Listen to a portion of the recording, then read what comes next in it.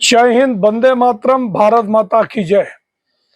राष्ट्रवाद की बात प्रहार के साथ आप सभी का हार्दिक स्वागत है। दोस्तों, एक तरफ महाराष्ट्र में हिंदी वर्सेस मराठी में जो ट्रेंगल आया हुआ है, एक प्रकार से ज्वार भाटा जैसा उफान आया हुआ है कि परसों मीरा रोड में फिर से जनसभा को संबोधित किया राज ठाकरे ने, और उन्होंने कहा अगर देवेंद्र फडणवीस हिंदी को शक्ति के रूप में एक्सेप्ट करते हैं, पहली से पांचवी तक अगर लागू करते हैं, तो सारी स्कूलों को हम बंद कराएंगे जहां लागू होगा। वही आज का जो बड़ा तो ये बड़ी अपडेट जो है, पहले उद्धव ठाकरे जी मिले देवेंद्र फडणवीस से, क्योंकि परसों के दिन विधानसभा से देवेंद्र जी ने कहा था की या राव तुम्ही पण या आमच्याकडे, कारण हा सीटवर तुम्ही 5 वर्षानंतर बसणार आहे, पण आता तुम्ही माझ्या सोबत आले तो तुम्ही सत्तामध्ये आता पण येऊ शकतात। तो अभी आज एक बड़े 5 स्टार होटल में देवेंद्र फडणवीस और आदित्य ठाकरे की मुलाकात हुई है। अब ऐसे कयास लगाए जा रहे हैं कि क्या सच में एकनाथ शिंदे के साथ माननीय उद्धव ठाकरे भी बीजेपी के साथ आने वाले हैं, और अगर उनको भी दिख रहा है कि अगर मैं बीजेपी से बगावत करते रहा तो आने वाले टाइम में हमारा बीएमसी में भी सरकार नहीं बनने वाला, और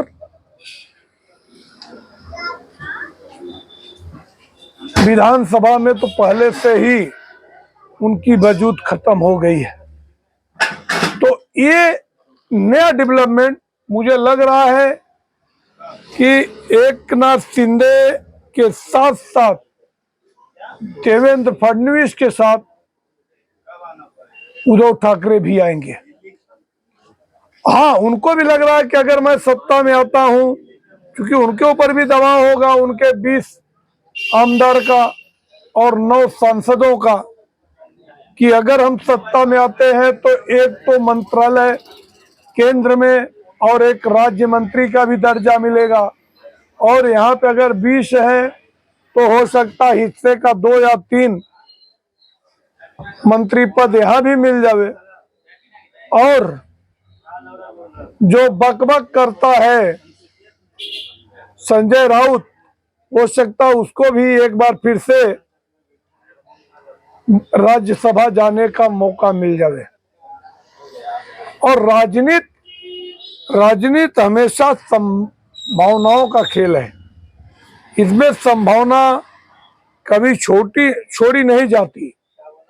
और मैं भी यही चाहूंगा कि अगर एक बार फिर से उद्धव जी भारतीय जनता पार्टी और महायुति के साथ आते हैं, तो एक बार हिंदुत्व का जो मुद्दा है वो मजबूत होगा, और दूसरा जो उत्तर भारतीयों पे हिंदी के नाम पे आक्रामक हुए हैं लोग, इसमें भी लचरपन आएगी, क्योंकि राज ठाकरे फिर अकेले हो जाएंगे, और उनको वैसे भी महाराष्ट्र की जनता पहले ही रिजेक्ट कर चुकी है।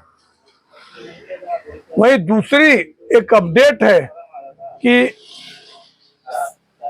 एनसीपी अजीत गुट के जो महाराष्ट्र प्रदेश अध्यक्ष है सुनील तटकरे जी, उन्होंने कहा ऐसी कयासबाजी हो रही कि अगर भारतीय जनता पार्टी की इजाजत हो तो हम दोनों एनसीपी मतलब एनसीपी शरद पवार गुट और एनसीपी अजित गुट दोनों का विलय हो जाए, एक दूसरे में मर्ज हो जाए।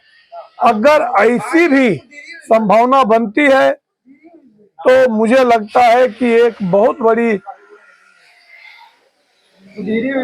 चेंजिंग होगी महाराष्ट्र की राजनीति में। और अगर एकनाथ शिंदे, देवेंद्र फडणवीस, अजीत पवार, शरद चंद्र पवार और उद्धव ठाकरे, अगर ये पांचों जन का गठजोड़ होता है तो यहाँ पे कांग्रेस का पहले जैसा हाल हो जाएगा कि महाराष्ट्र में उनको खाता खोलना मुश्किल हो जाएगा। वैसे देवेंद्र जी महाराष्ट्र के सबसे बड़े चाणक्य हैं और उनकी रणनीति में जो गुल खिल रहा है, अभी ये सिर्फ कयासबाजी है, ऐसा कोई पुख्ता दोनों तरफ से कोई बयान नहीं आया है, न तो भारतीय जनता पार्टी और न ही शिवसेना उभाटा के तरफ से ही आया है। मगर ये डेवलपमेंट, क्योंकि जैसे ही चुनाव में जब भारतीय जनता पार्टी और महायुति को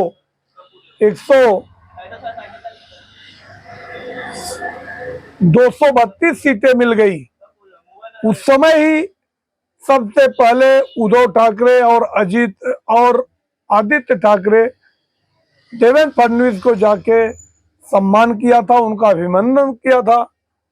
और उसके बाद एक डेवलपमेंट अभी हुआ कि दिशा सालियान के मुद्दे में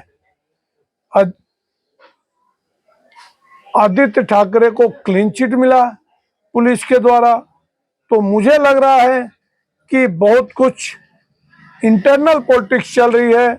और जैसे ही जब दोनों ठाकरे बंधु एक साथ आए तो जब हिंदी के ऊपर वापस अटैक किया राज ठाकरे के कार्यकर्ताओं ने, तो उन्होंने कहा कि मैं हिंदी का मेरा कोई विरोध नहीं है, सिर्फ सख्ती करने के लिए हमें ऑब्जेक्शन है।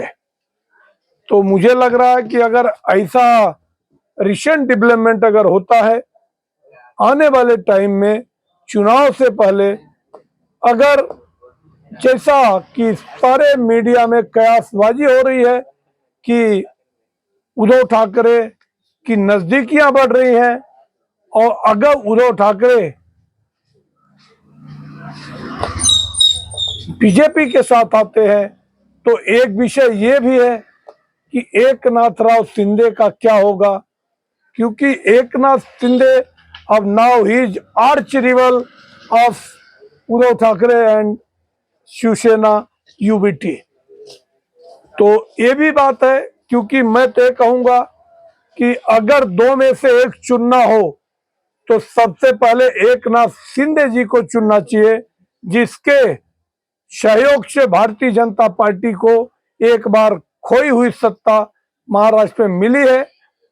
हाँ, अगर पैरेलल दोनों जाना चाहते हैं, जैसे यूपीए सरकार के टाइम जब मनमोहन सिंह को दोनों ने समर्थन दिया था, एक तरफ मुलायम सिंह तो दूसरी तरफ मायावती, दोनों ने समर्थन दिया था और दोनों के समर्थन से यूपीए सरकार चल रही थी। तो ऐसे डेवलपमेंट अगर हो रहे हैं, वैसे देवेंद्र जी के लिए कोई भी चीज इम्पॉसिबल नहीं है, सब कुछ पॉसिबल है। और शरद पवार भी मुंह के बल आना चाहते हैं, अजीत पवार के साथ मर्ज होना चाहते हैं। ये नई अपडेट, और मैं आप लोग से यही गुजारिश करूंगा कि आप मेरे चैनल को सब्सक्राइब करें और आगे के लिए आइकन बटन दबा के रखें, जिससे कि नई अपडेट आपको जरूर मिलती रहे। हर नए और करंट मुद्दे पे हमारी पैनी नजर रहती है। अगर आप लोगों को हमारा विश्लेषण अच्छा लगे तो आप हमारे चैनल को सब्सक्राइब करें और अपने दोस्तों को भी प्रेरित करें सब्सक्राइब करने के लिए। जय हिंद, वंदे मातरम, भारत माता की जय। धन्यवाद। मगर आज अफसोस के साथ कहना पड़ रहा है, सुबह से ही लाइट कटी हुई है, एरिया में काम चल रहा है। इसके लिए अगर वीडियो आप लोगों को एकदम क्लियर नहीं मिलता है तो उसके लिए हम आप लोगों से क्षमा चाहते हैं। धन्यवाद।